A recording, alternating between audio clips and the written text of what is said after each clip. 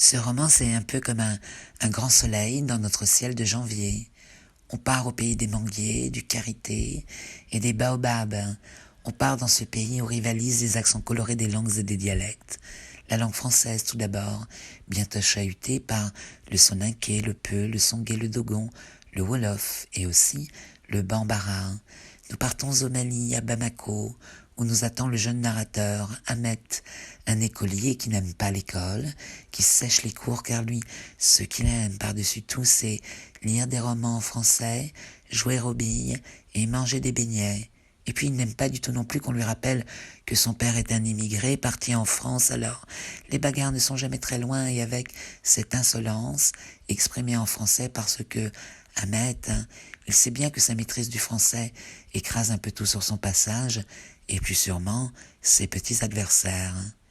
Pour le remettre dans le droit chemin, sa mère l'envoie dans le village familial, vivre avec sa grand-mère pour découvrir la culture des champs, l'eau salée des puits et rencontrer un autre jeune garçon, Sédou, nouveau camarade, pour de nouvelles bêtises. Et aussi pour révéler un secret de famille, jalousement gardé par les deux grands-mères.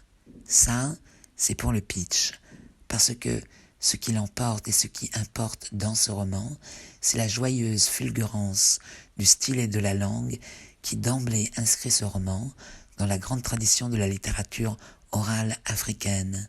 Entre folklore moderne et poésie populaire, le romancier Diadé Dembélé invente une langue nomade, puissante, truculente, qui bannit l'amorosité et nous enchante. Embarqué avec Ahmet au pays de l'enfance, au pays où les traditions et les superstitions tordent le cou à la science et au darwinisme, au pays des palabres, où les enfants sont rois et les femmes belles, fières et puissantes, embarqué dans ce pays où le ciel pleut pour désaltérer les hommes, et quand vient la nuit, le soleil est à genoux dans le ciel. Premier roman, premier vrai frisson de cette rentrée littéraire de janvier.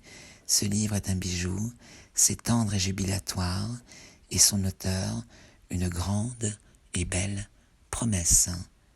Le duel des grands-mères de Diadé Dembélé, et c'est aux éditions Jean-Claude Lattès. C'est qui ce qui a